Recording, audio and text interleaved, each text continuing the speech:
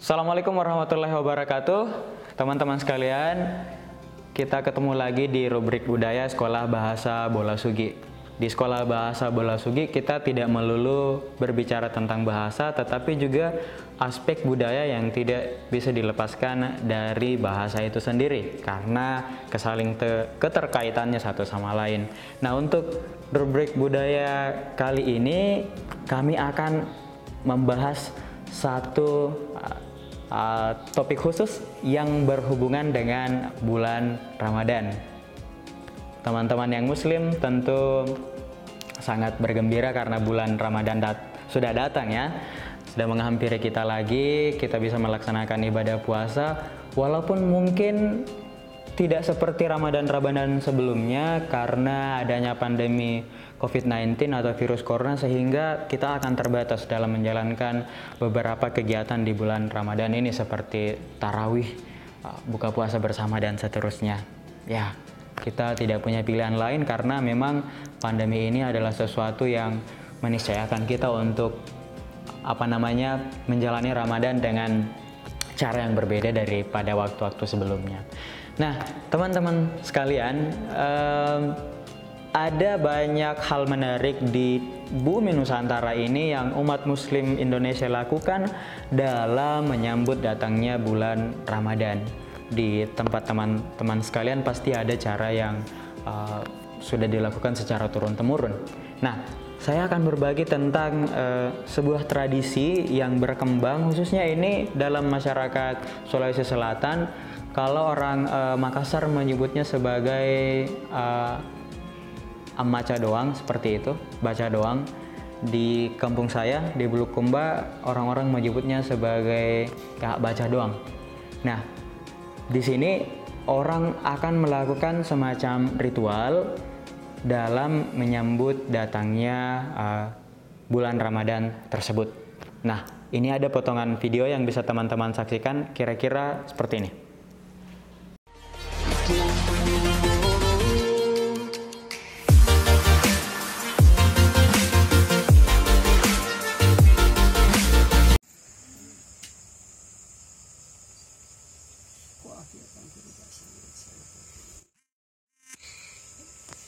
Allahumma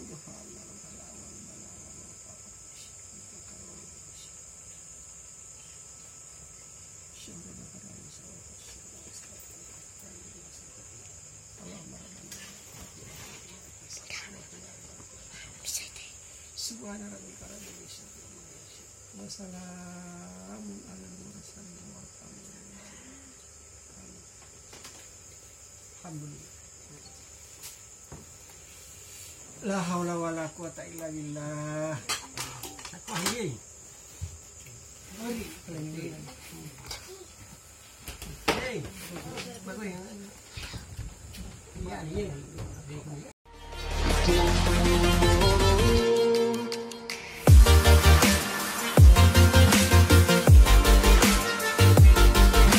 Baik, teman-teman sekalian, pada video tadi kita bisa menyaksikan beberapa orang berkumpul dalam satu rumah. Di depan mereka itu sudah tersaji beberapa hidangan, cuma masih ditutup dengan tudung saji. Nah, di hidangan itu biasanya selalu ada makanan-makanan khas yang kita dapatkan dalam acara hajatan atau pada saat momentum seperti itu. Nah, orang-orang, saya sampaikan bahwa tadi itu lokasinya ada di Kecamatan Kajang, Kabupaten Bulukumba. Orang di sana menyebutnya sebagai baca doang, atau kadang-kadang juga disebut sebagai Amun Tuli Bulang, seperti menyambut atau memulai datangnya Ramadan itu. Itu sebagai bentuk penghormatan terhadap datangnya bulan Ramadan sebagai bulan yang ditunggu-tunggu. Yang kedua, doa itu dipanjatkan juga untuk keluarga leluhur-leluhur yang sudah meninggal, karena orang-orang percaya bahwa memulai Ramadan itu kita harus memulainya dengan meminta maaf kepada orang-orang yang masih hidup. Kita meminta maaf kalau ada kesalahan yang tidak sengaja dilakukan, dan kepada leluhur, kepada keluarga yang sudah meninggal adalah dengan mendoakan keselamatan mereka. Nah, baik, kita lihat apa saja yang ada di situ. Yang pertama, ada keluarga yang memang sudah punya hajat untuk melakukan acara baca doa bersama ini, dan kemudian mereka akan memanggil satu tetua di kampung tersebut, biasanya pemuka agama yang kemudian dipandang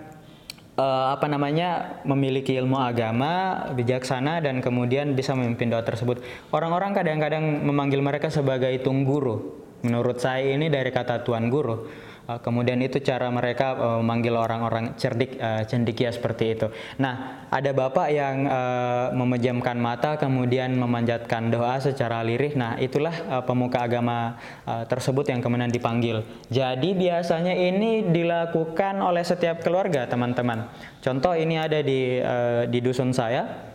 Lokasi tersebut. Jadi kalau di sana misalnya ada beberapa rumah, taruhlah 10 rumah di situ, setiap keluarga itu akan melakukan hajatan.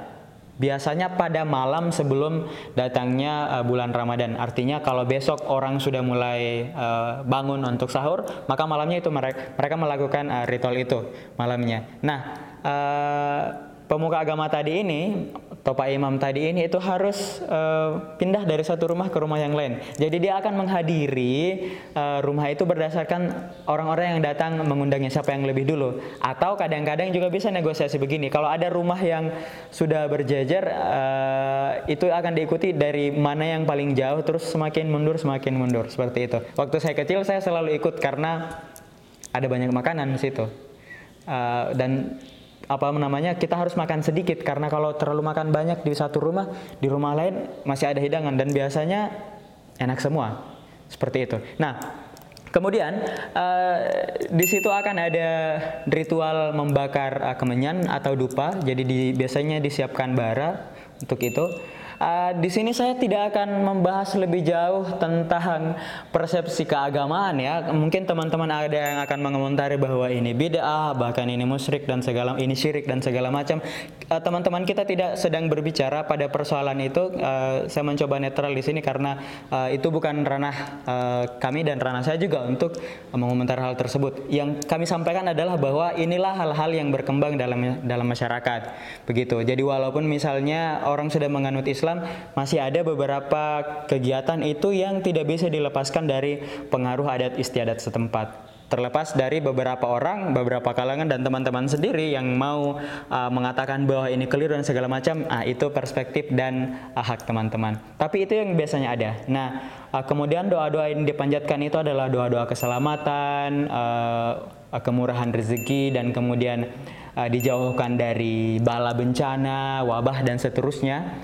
Apalagi sekarang ini ada wabah, tentu akan ada doa yang lebih khusus tentang itu. Dan juga kepada orang-orang yang sudah meninggal. Jadi biasanya mereka juga akan melakukan ziarah kubur sebelum mulai Ramadan ini. Sama ketika Ramadan akan berakhir, maka mereka akan melakukan doa yang sama sebagai menutup, dan juga ada ziarah kubur dan seterusnya. Jadi itu yang ada. Nah, saya bertanya kepada Bapak yang di situ tentang misalnya contoh, apakah mesti ada makanan dan seterusnya, apakah mesti ada dupa dan seterusnya seperti itu. Dan beliau menjelaskan bahwa itu bukan keharusan. Yang paling penting adalah doanya. Kenapa ada makanan? Orang mungkin akan menganggap bahwa ini seperti sesajen dan kemudian orang berdoa di situ, kemudian ini untuk siapa? Untuk arwah siapa begitu. Tapi ternyata tidak, karena makanan itu secara teknis akan dimakan oleh orang-orang, oleh anggota keluarga atau siapapun yang hadir di situ setelah doa selesai. Jadi orang belum mulai makan sebelum doa selesai, karena memang adabnya adalah berdoa dulu baru kemudian makan. Kemudian ada dupa seperti itu, ada bara yang kemudian diberi dupa atau kemenyan seperti itu untuk membuat aroma saja di dalam ruangan dan membuat suasana lebih hikmat. Kalau ada yang persepsikan itu tentang sesuatu yang kemudian melenceng, lagi-lagi itu perspektif dari orang yang percaya dengan hal tersebut. Yang pasti bahwa dalam kehidupan masyarakat kita tentu ada banyak pengaruh dari adat istiadat itu dalam aplikasi keseharian, peribadatan dan kehidupan beragama itu sendiri. Nah, teman-teman, kalau di tempat teman-teman ada acara seperti ini, ada hajatan seperti ini, apa namanya? Apakah sama dengan nama di tempat saya atau di beberapa tempat di Makassar pada umumnya? Kalau ada silakan berkomentar, mungkin ada nama yang berbeda, apakah prosesinya cukup sama dan seterusnya. Tentu teman-teman bisa melihat dan mengamati sendiri bagaimana itu berkembang di masyarakat teman-teman.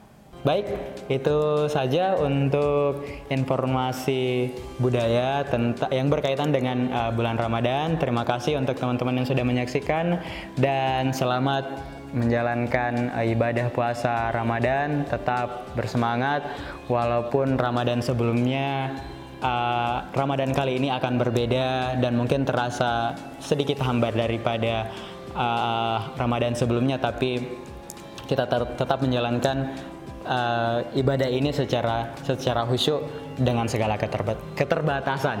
Baik, teman-teman, terima kasih atas perhatiannya. Kurus semangat. Salam aki. Assalamualaikum warahmatullahi wabarakatuh.